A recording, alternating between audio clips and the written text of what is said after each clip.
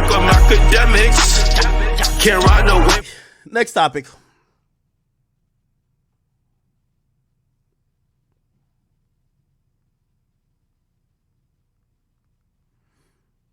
Okay.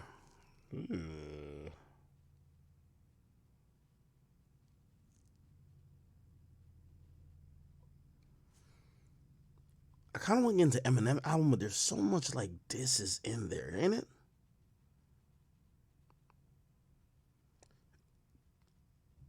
There's so many disses in there. Okay, let's real quickly look at All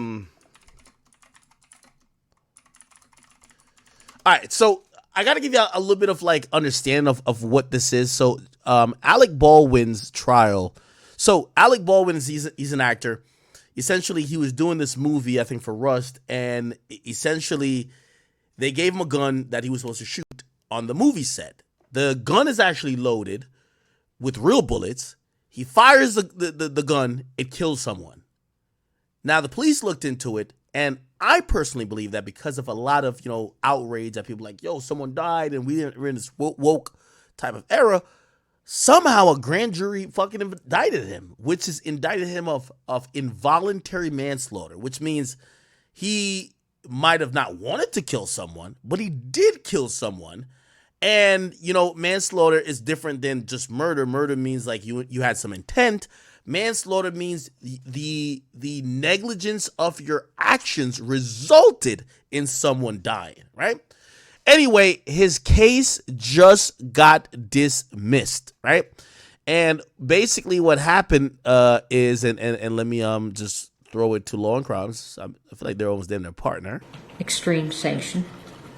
This was the final moments before it got dismissed, and let's try to make some sense out of it. I'm not going to stay too long on this, but and case law is very clear that because it's very extreme. By the way, anytime they start mentioning case law, they're basically going off of precedents and prior historical cases that have said, hey, this is how the law is interpreted, right?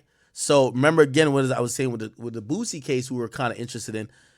Hey, if you could show a judge a similar case that had a ruling that matches your case in terms of similarity, the judge will almost give the same ruling, right? Here we go, though. I have to go through every single element, and I have to make a very good record as to why I'm seeing what I'm seeing. So, in order to establish a Brady violation, the defendant must show that the prosecution suppressed evidence. Okay, now I think we've been I feel like y'all are ghetto lawyers with me. We kind of know some of these phrases at this point. We hear this a lot in the Atlanta YSL case.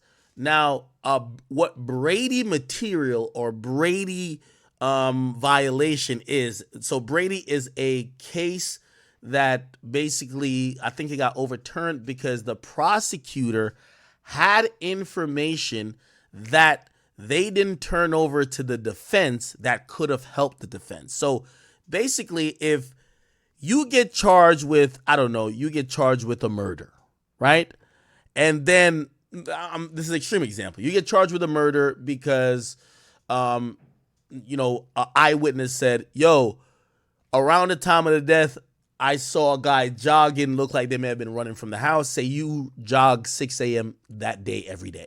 The police pick you up 6 a.m. because you verified that you were jogging the day before, around the time of the murder. They say you had to be the person that do it, right? Cool. The police is thinking, well, you're the most likely suspect who killed this person who died around 6.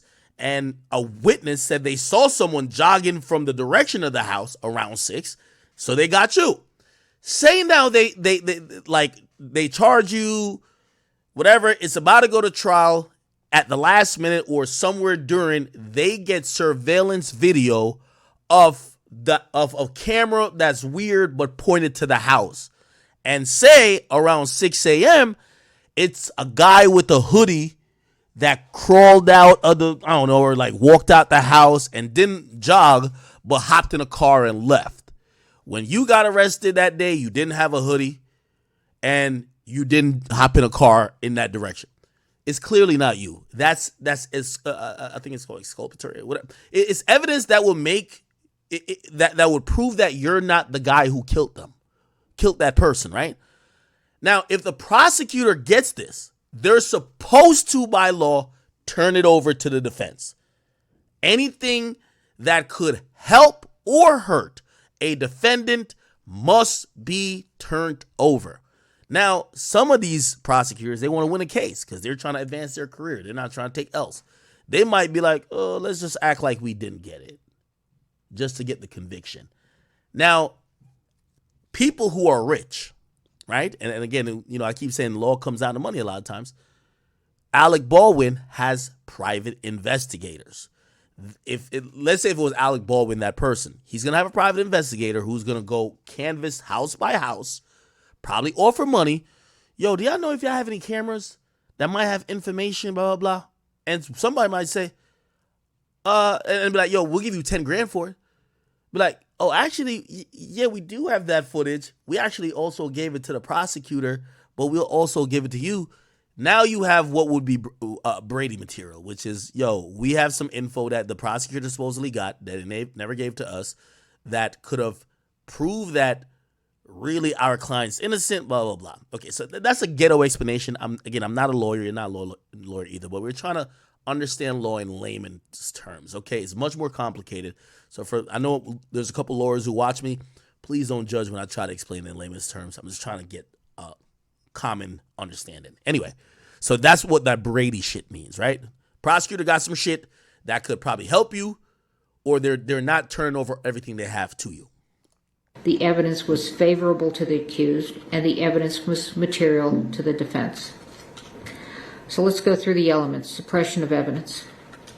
The definition of suppression of elements, this is Case versus Hatch, is while the first element requires proof that the prosecution suppressed or withheld the evidence in question, it does not require a finding of bad faith or any other culpable state of mind on the part of the prosecutor. This prong is satisfied. The Santa Fe County Sheriff's Office and the prosecution failed to disclose the supplemental report to defense and provide defense an opportunity to inspect the rounds collected into evidence that Mr. Teskey gave. Okay, so that's, I guess, is the that's the Brady material right there, evidence. Disclose the supplemental report to defense and provide defense an opportunity to inspect the rounds collected into evidence. Okay, so the rounds collected in evidence. So remember, it's an actor who all he knows is how to act. He's been on, when you're on these sets and say it's like Rush Hour 3 or whatever, you're shooting, sometimes it's a real gun, but it has non-lethal blank rounds. There is a team that supposedly handled the gun. There's supposed to be a chain of custody. The rounds or the bullets that go in there are supposed to be non-real bullets. A big part of this case, this actually looks like it's a real fuck up. I don't know if Baldwin's maybe he's going to sue or whatever, but that's crazy. Biggest part of the evidence that he would have been culpable for involuntary manslaughter is that maybe he knew that gun at some point had real bullets in it and he still fired it. Right? Whether he knew at the time, we don't know, but he knew at one time or another. However, the rounds collected from that gun, they're saying the prosecutor wouldn't give them the evidence about the rounds, that they could make their own investigation or assertions to that matter. That Mr. Teskey gave. Is the evidence favorable to the accused? The second Brady element is whether the suppressed evidence was favorable to the accused, either as impeachment or exculpatory evidence. This prong is satisfied. The suppressed evidence is favorable to the accused. It is impeachment evidence, has even been offered in this trial as impeachment evidence, and is potentially exculpatory to the defense. Critically, the exculpatory value cannot be analyzed at such a late juncture because of the non-disclosure. Is the evidence material? While post-trial discovery of evidence under Brady requires a reasonable probability that the result of the proceeding would have been different, discovery of evidence during trial requires an evaluation of whether the late tender has impeded the effective use of evidence in such a way that it impacts the fundamental fairness of the proceedings, and that is State versus Huerta Castro. This evidence is material. The late discovery of this evidence during trial has impeded the effective use of evidence in such a way that it has impacted the fundamental fairness of the proceedings. The defense is not in a position to test the state's theory as to the source of the live rounds that killed Ms. Hutchins. Okay, and I think he's understanding. You can see his facial expression change. Basically, the judge is saying, I agree that this has put the defense at a significant advantage, that since they weren't allowed to inspect, to analyze, to go over, use their own independent auditors or investigators to look at these live rounds, it's put them in a very disadvantaged position, which means this ain't a fair trial. Basically, that's what they're saying. This ain't fair. So he's understanding a little bit. You could tell because, you can see his facial expression change. I'm also going to take a look at Harper, State versus Harper. By the way, every time they do State versus something, they're talking about an old case. They're going off case law. The assessment of sanctions depends upon the extent of the government's culpability, weighed against the amount of prejudice to the state. Quoting Chenard. Let's go through culpability. Our case law generally provides that the refusal to comply with a district court's discovery order only rises to the level of exclusion or dismissal where the state's conduct is especially culpable, such as where evidence is unilaterally withheld by the state in bad faith, or all access to the evidence is precluded by state intransience. The state is highly culpable for its failure to provide this discovery to the defendant. The state unilaterally withheld a supplemental report. Santa Fe County Sheriff's Officer made the decision, and apparently also with the prosecutor, as pursuant to Hancock's testimony, that the evidence was of no evidentiary value and failed to connect the evidence to the instant case. The case agent, as well as pursuant to Hancock's testimony, Ms.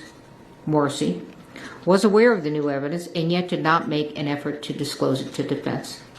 The state's willful withholding of this information was intentional and deliberate.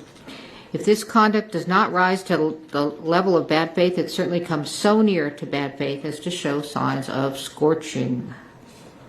Prejudice.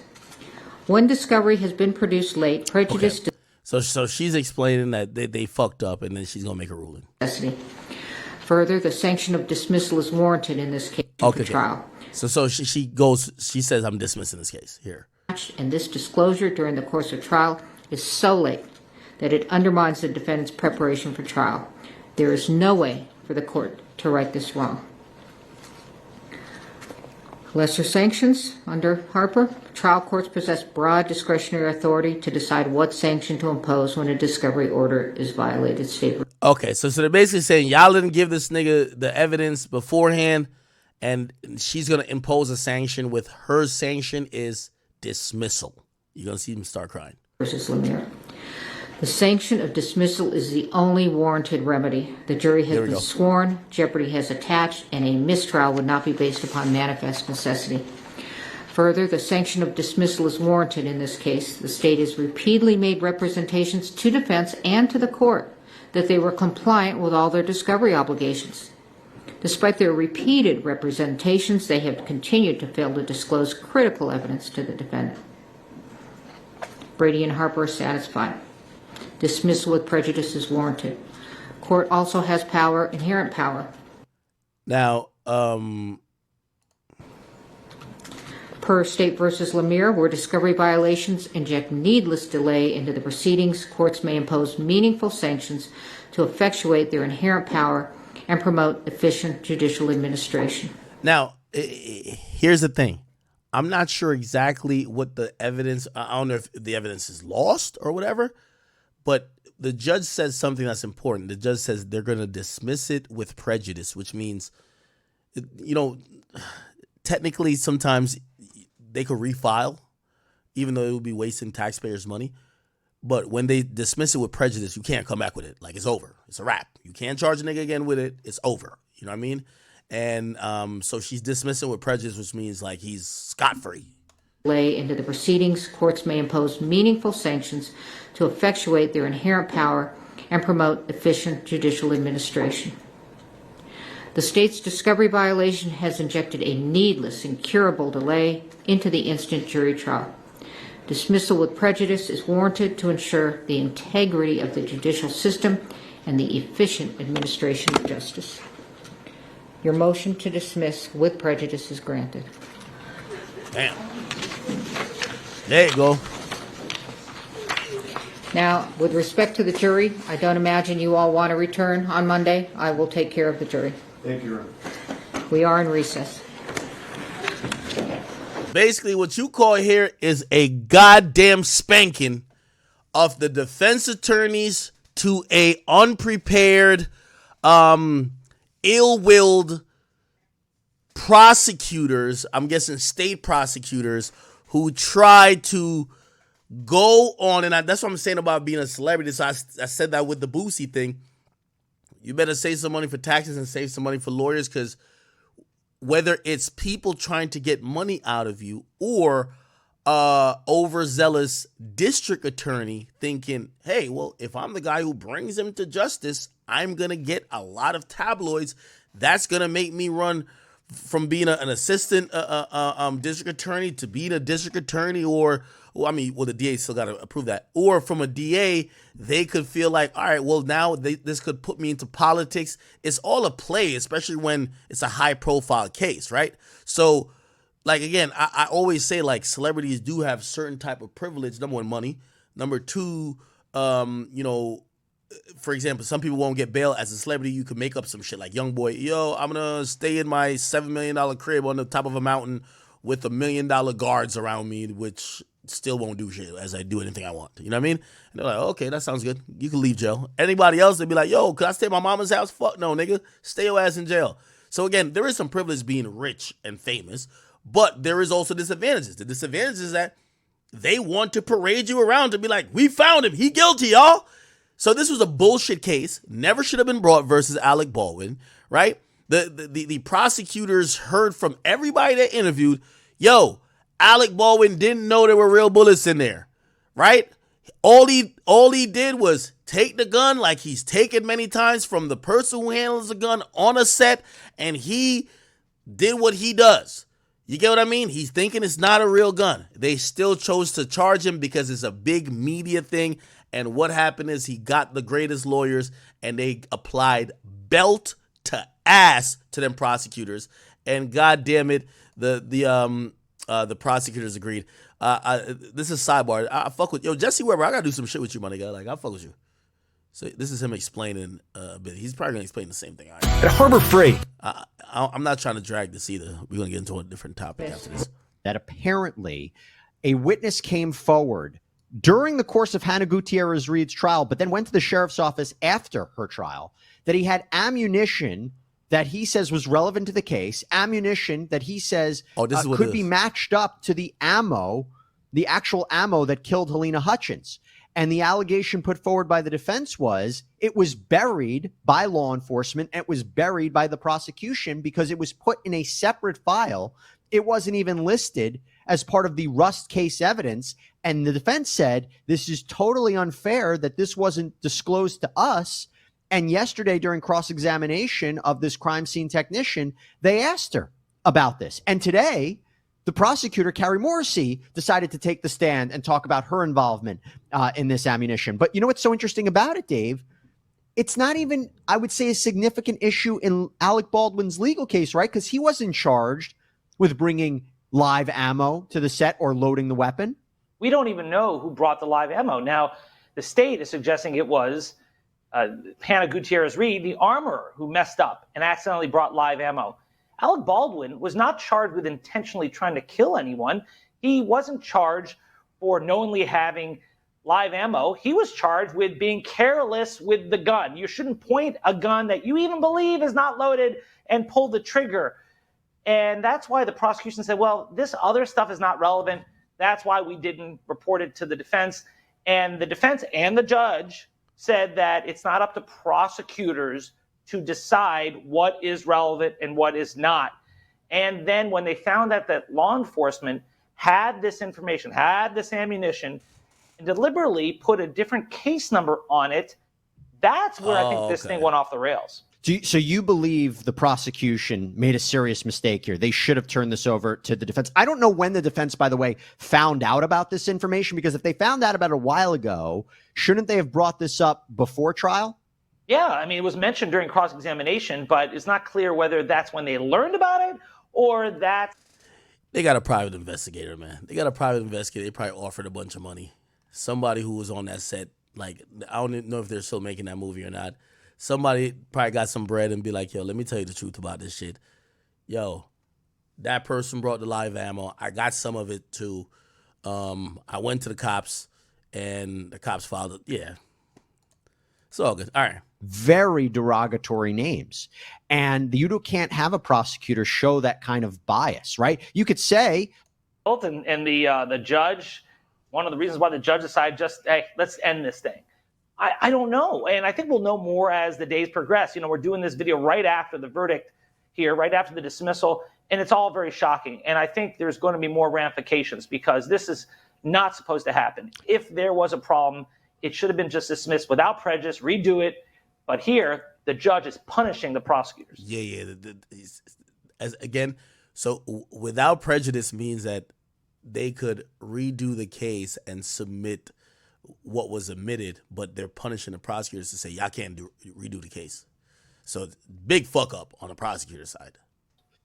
And to be clear, I think it also was because during cross-examination of Carrie Morrissey, the prosecutor, Alex Speir pointed to a series of communications where she was calling Alec Baldwin. Wait, Alex Speir was his lawyer? That's the nigga who worked with Roc Nation. He Illuminati. I ain't gonna lie to you. Oh, shit. Jay-Z gave him his lawyer. Yeah. Alex Speir will be spanking shit. I ain't gonna lie to you. This nigga definitely Illuminati. Oh, okay. That's fine. Like, that's fine. Yo, if you want to kill a nigga on camera and get away with it, you gotta get this nigga right here. Alex Speir, straight Illuminati. Oh, this isn't walking out of court? Yeah, this is Alex Speir right here. He Roc Nation, yo. Yo, at first, they gave Bobby Shmurda this nigga, and then once they realized that Bobby was gonna be finished when they got out, they took him off and gave him Kenneth Montgomery. I ain't gonna lie to you, and I fuck with Kenneth Montgomery. He's good, but still, this is the Illuminati lawyer right here. Facts. Look up Alex Speir, Bobby Shmurda.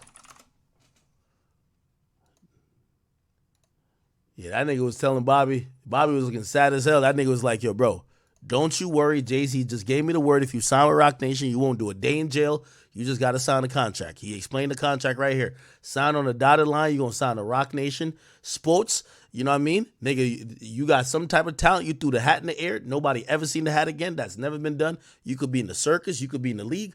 You just got to sign this contract. And I think Bobby told him, nigga, I ain't signing that. And he said, all right, I'm getting off of this case. Bobby did 7 years. That's it. That's how it went. I'm telling you. That's how it went, bro. This is the Illuminati lawyer right here, bro. Look, I'm telling you. Alex, yo, play this. This nigga been spanking shit so much, nigga. I remember lawyers' names. That's why I be like when I was looking at that chick for Boosie and I say she bad, like I gotta remember her name now. Yo, Alex Speir, 21 Savage. Nigga, this nigga got arrested by ICE.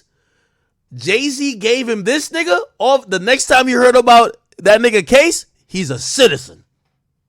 That ain't Illuminati shit. The nigga got arrested by ICE for being illegal. He got arrested by ICE for being an illegal. It said, I'm gonna show you the article. Jay-Z hires attorney to help 21 Savage. The next time you heard about that nigga rapping about, I got my green card, I'm lit, I'm chilling. You're like, what? Nigga, I know a couple Mexicans who got locked up. Talking about when ICE said they were illegal, man, they sent them niggas back to Guatemala. Like, them niggas ain't in zone 6. The hell out of here. Look, Jay-Z hired attorney Alex Speir to assist 21 Savage. Case over. Illuminati. I'm telling you, bro. Illuminati shit. Look, Jay-Z even put this out. The arrest and detention of 21 Savage is an absolute travesty. His U visa petition has been pending for 4 years in addition to being a successful. Yo, he put his lawyer on this, man. Shit. Look, attorney Alex Speir working to free 21 Savage. This is the next headline you saw. Look.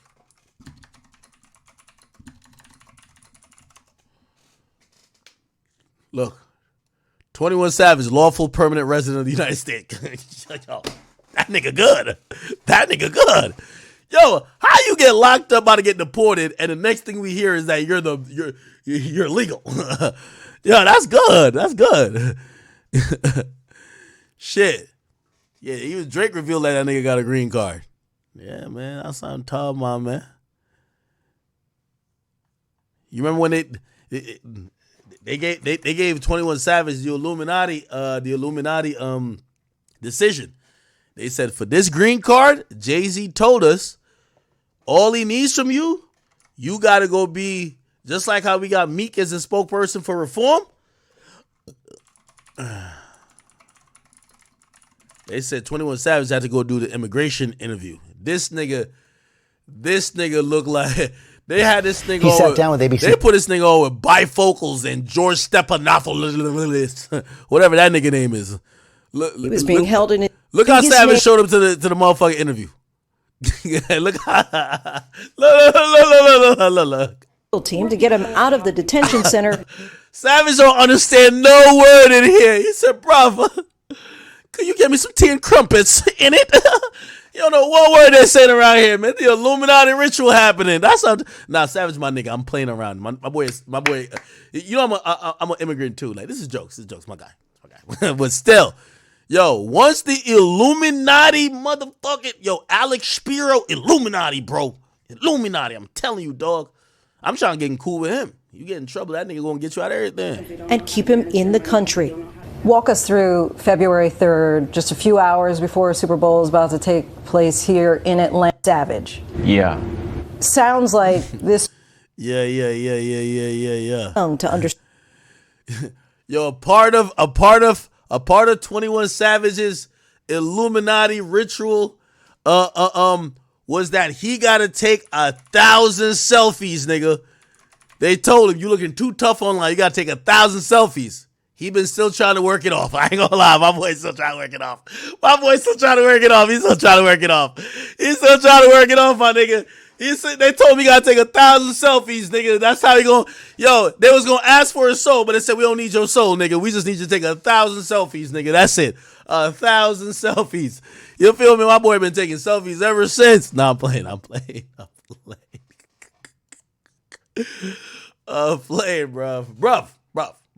playing. It's a joke, bro. It's a joke. All right. Anyway, yeah. As soon as I seen Alex Speir, I'm like, oh. Shit. Baldwin, very derogatory names. And you can't have a prosecutor show that kind of bias, right? You could say, look, we're prosecuting a case against him. We think the evidence is strong against him. But if you're alleging that all they're going to do is hide evidence and bury evidence and do whatever they need to prosecute Alec Baldwin, and you're calling him names, I think that's what also led the judge to dismiss this case with prejudice, that this entire prosecution is tainted. It's a fair point. Now, were both prosecutors calling him names, or was it just the head prosecutor? I think it was just Carrie Morrissey. Yeah. Okay. By the way, also, it looked like the prosecutor. Want to hear how crazy this got? Tell me. One of the lead prosecutors, not the one who took the stand, Morrissey. Yeah. One of the one who gave the opening statement, quit today. What? Why? Guess what? This almost never happens. This prosecutor wants to be heard enough that she's coming on TV right after this happened. Erlinda Ocampo Johnson joins us now. Wait, the prosecutor in the case of Baldwin quit and is doing an interview the same day? Thank you so much for taking the opportunity. Hi, Chris. First, let me give you a chance to respond what was said about you. Another member of the team said you left the team because you didn't like that this Brady hearing was public. Absolutely not. Absolutely not. I left because I learned about this evidence when the public learned about it yesterday, late afternoon. As I don't know if you're aware, I actually came on this case kind of late in the game. I came on. Oh, she's snaking her coworkers or former coworkers. She's basically saying, I'm not banging with the prosecutors no more because, yeah, I was on the team, but the information that the judge said we hid, I never hid none of that shit. I just found out with y'all. So they hid it from me too. So she about to go to another, like, you know what I mean, county or something like that and get another job. You know what I mean? That's just how it goes. Musical chairs as usual. So she's speaking out like, oh, no, I don't deal with corruption. You know what I mean? She's the Karen for the Karens, okay? She's the Karen for the Karens. She's like, what? Wait, the prosecutors are corrupt. Not me. I'm out of here.